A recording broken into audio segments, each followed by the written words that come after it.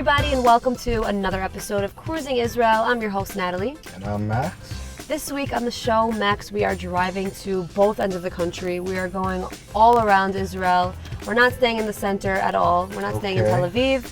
So we have lots of driving to do. It sounds like you've planned some pretty far-flung destinations. Yes. What's our first stop? Well, our first stop is we're driving to the Western Galilee.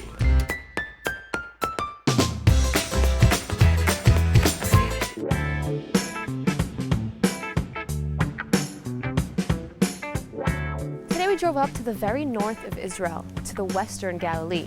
It's known for its mountains, its golden beaches, and its fertile countryside.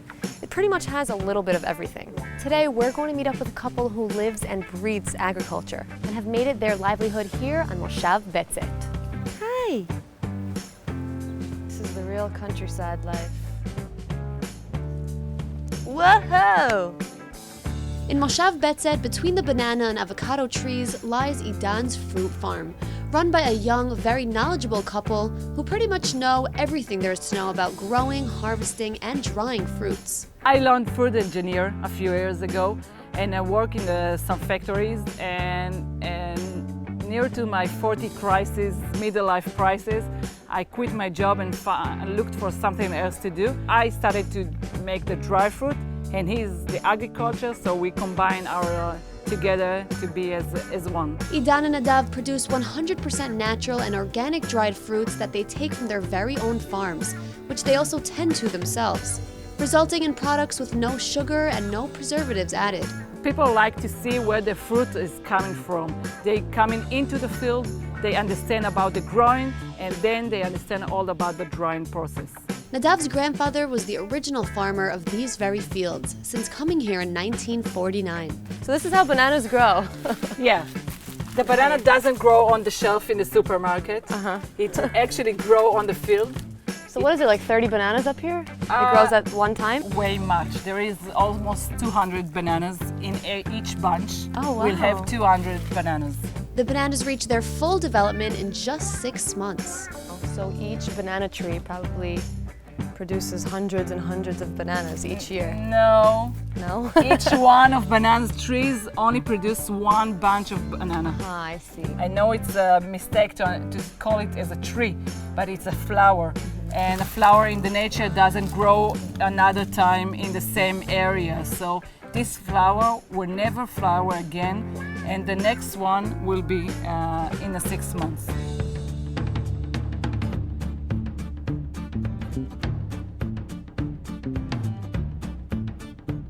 During the early stages of development, the banana flower starts to appear. Once it begins to grow, each leaf falls to the ground, revealing the tiny and delicate flowers underneath.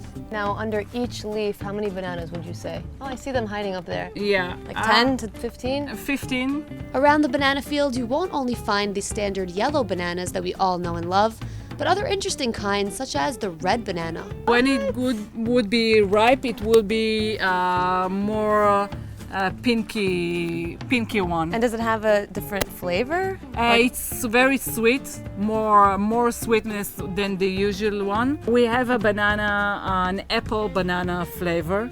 It's look like a regular banana, but the taste, when you taste it, you feel also an apple and also banana together. We also have gold fingers banana. They're like straight banana, and they're from Brazil. Because they straight, it's easily to pack them and send them overseas. It's probably so much fun for your kids. They could play hide and seek, run around, run away from you. I'm run away from them. Or you could run away from them. So this is the final stage when we are covering all the bunch of the banana with the bags, a different color of bags, and then we oversell them. Wow, so you have to keep an eye out on each and every tree because there's a lot of different stages. It's not like they all get harvested at the same time. Yeah, so this is the reason why we have different colors of bagging. Right by the banana plantation is Idan's store, where visitors will find several options of dried fruits and other all-natural and healthy snacks. After seeing all those bananas in the fields, it made me crave some of them. I've never had a dried banana before. We dry them with no preservatives, no adding sugar. Well, it doesn't need any added sugar because the fruit is already so sweet. Beyond simply looking through the fields, a visit to Idan's farms gives you the option to make your very own healthy snacks with dried fruits. So today we decided to make energy balls, concocted with a base of oats, nuts, and a special edible glue that holds it all together. This is made from tahina and honey. We mix them together. We just put 1 teaspoon, very big one, inside the things you choose. Okay, and mix it all up with our hands? Yeah, by your hands. After wrapping it up, we just stick it in the fridge for 5 to 10 minutes to set, and then it's ready to eat.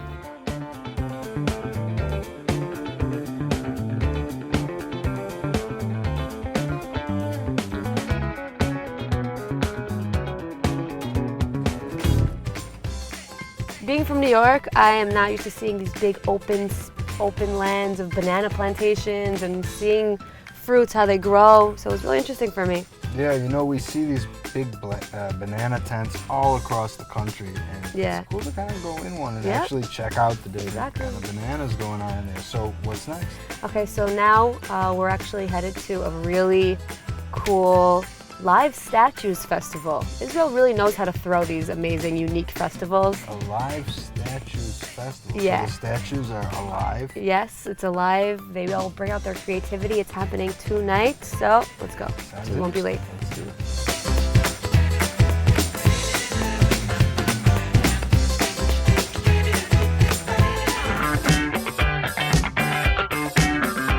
For the next 3 days, Rehovot is hosting one of the most exciting and unique festivals of its kind, the Live Statue Festival.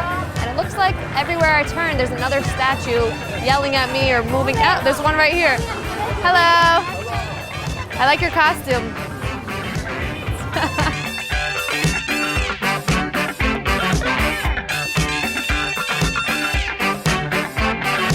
Wow, you're so beautiful.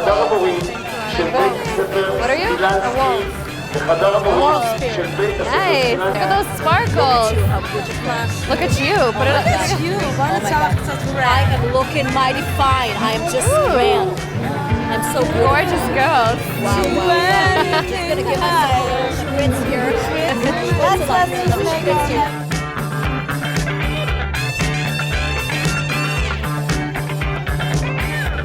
Hi. Are you guys princesses? Are you allowed to talk? You can't speak? Oh, you're speaking. Oh, you're an alien. Okay, bye. This year, thousands of Israelis showed up to celebrate Rehovot's 9th annual festival, with festival goers ranging from live performance fans to entire families, plus tourists who flew in from all over the world. כל שנה האומנים והיוצרים יוצרים פסלים חיים במיוחד לפסטיבל. הכל חדש, כל פעם זה משהו חדש. A seemingly endless array of live statues came not only from Israel, but from several countries around the world, such as Spain, England, Brazil, and France, to join in on the creativity and enjoy the fun festival atmosphere here. I live in Barcelona and I come especially from here to this amazing festival. This costume have like a separate life. I love spoons and some metals. So you completely transformed yourself. Look at those eyes. Oh my goodness. This costume is Augustus, is an emperor Roman, stuck inside 2,000 years. And suddenly he woke up in the wrong place. It's not Rome. You woke up in Israel. Yes, the Roman party is over.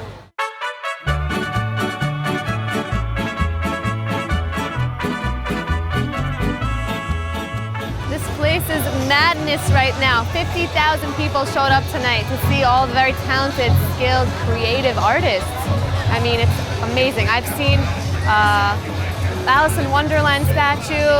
I even got sprayed in the face by a statue before. Just very cool things happening right now. Oh my God, what in my eye?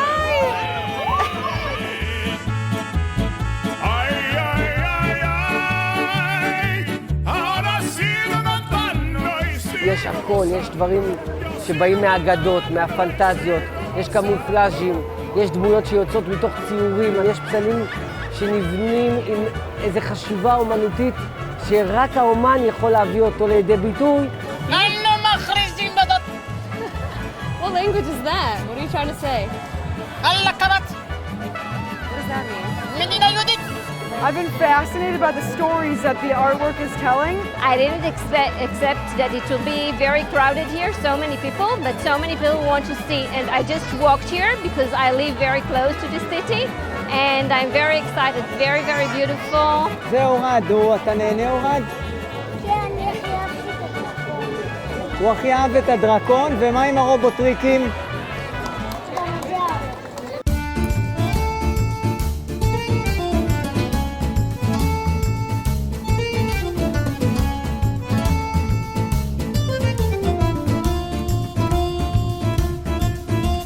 I wanted to take something that is very hip, very now, Instagram, you know, net and children, and I create this piece.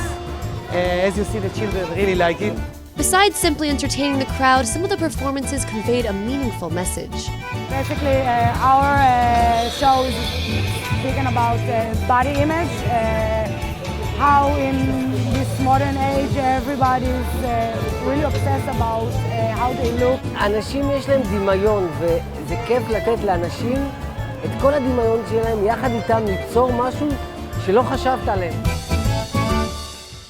That was such a cool festival, right, Max? Yeah, it's hard to pick a favorite. There were so many cool I think my pieces. favorite would have to be the Alice in Wonderland costume. Yeah, that guy looked like a live Imagine cartoon. what he looks like during the day. We would never be able to recognize any of those With statues. all that stuff on. Yeah. So at the beginning of the show, you said we were going clear across the country, north to south. So I'm assuming we're going to be making Yes, trips down into the desert. exactly. We are driving an hour and a half to 2 hours down south to the Negev. We're going to meet Bedouin and learn all about their culture, and it's going to be really fun. Cool. Let's do it.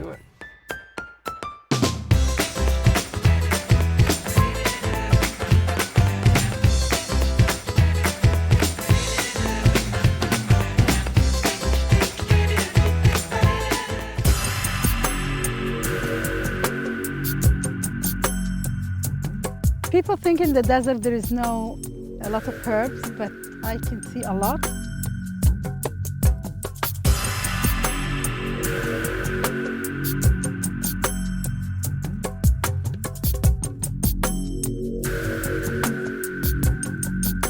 In this area where I'm standing, there are nearly 5. This is Miriam, an Israeli woman of Bedouin descent who picks herbs weekly in the Negev town of Tel Sheva to use in her cosmetic line, Desert Daughter.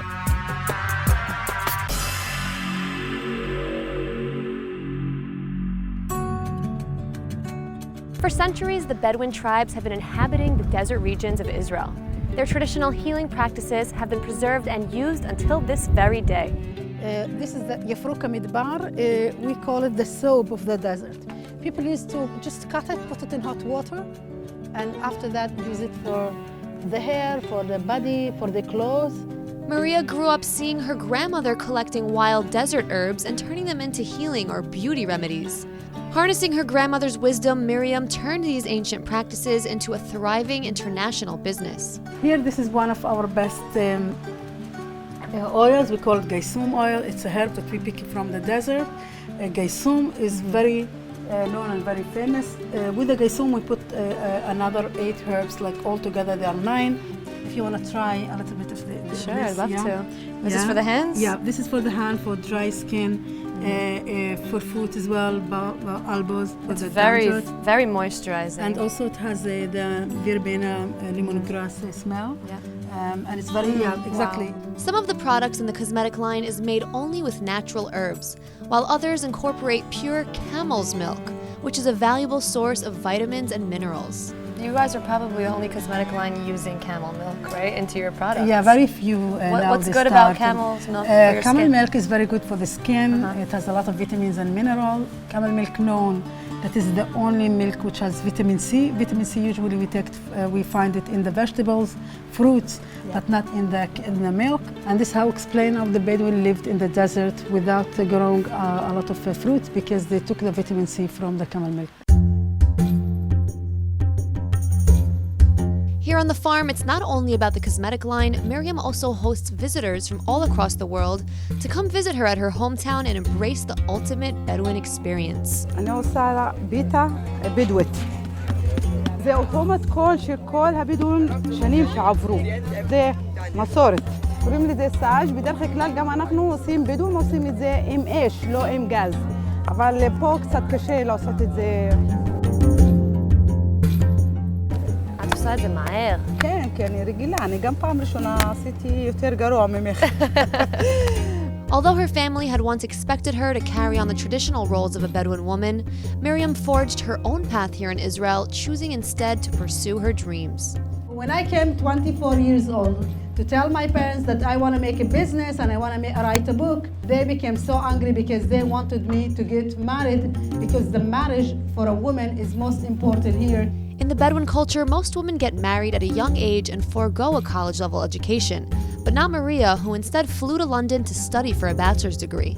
And that was when she realized her true calling in life was back here in the Israeli desert, adapting the ancient secrets of her culture to modern times.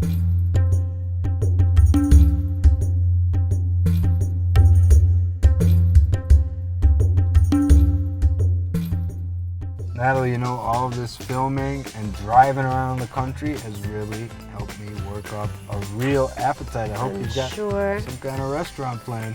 Yes, of course. I love filming restaurants, and I never finish a show without having, some type of food item.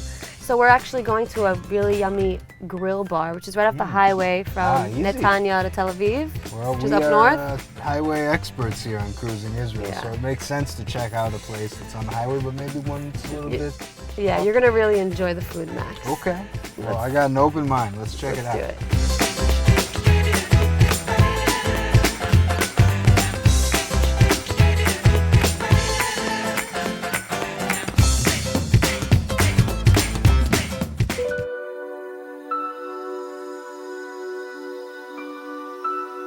The city of Netanya in northern central Israel sits right on the Mediterranean coast and is home to not only some of the most beautiful beaches in the country, but also a large and diverse population of immigrants as well as its vibrant promenades.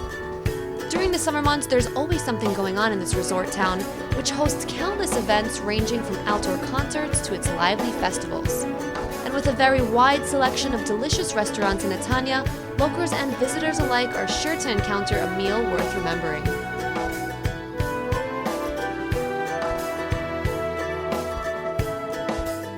At the newest restaurant to hit the streets of Netanya. This is Zoya Grill Bar.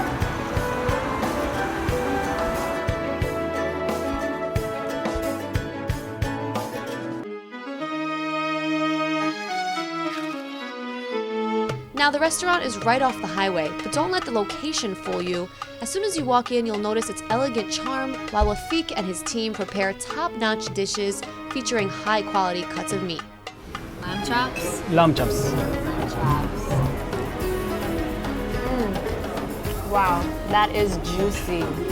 Wafik wanted to create a menu based on the flavors he grew to love in his family's kitchen. So visitors can expect things like sumac, which is an Arabic spice brought from Wafik's nearby village, as well as traditional dishes such as a rice. Rice, it's a pita. We have a special pita rice. It's meat inside pita and we grill it in the grill. And it's tasty, amazing. Inside we have little spice and the tomato sauce.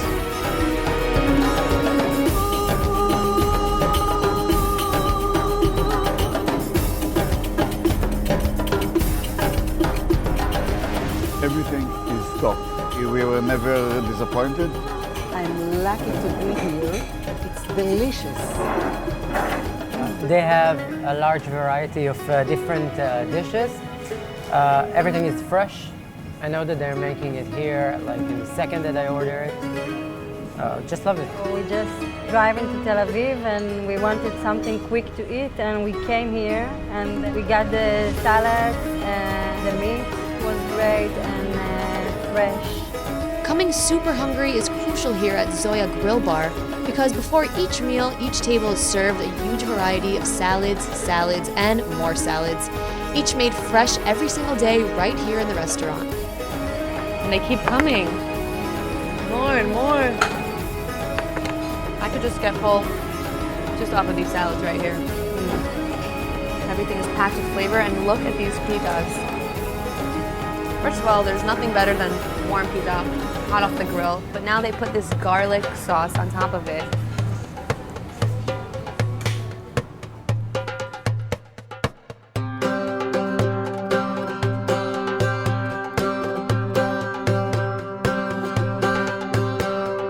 Everything you'll find here at the restaurant is grilled to perfection. Whether it's grilled vegetables that you crave, or a whole fish, or different cuts of chickens and meats, there's something here to satisfy even the most discerning customer. This plate here is my favorite one on the entire table. There's kebabs, there's baby chicken, right? It's mixed kind of meats. Do you eat this food every single day? Yeah, I love it. How can you not? What is this, arasi? Arayes. I'm never gonna remember the name.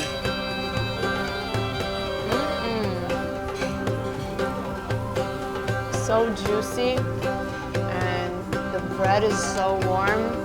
You know, a lot of people eat pita with lots of great things in it, but unless you came to an Arabic restaurant in Israel, you're not gonna find it like this. It's all grilled together in one yummy bite.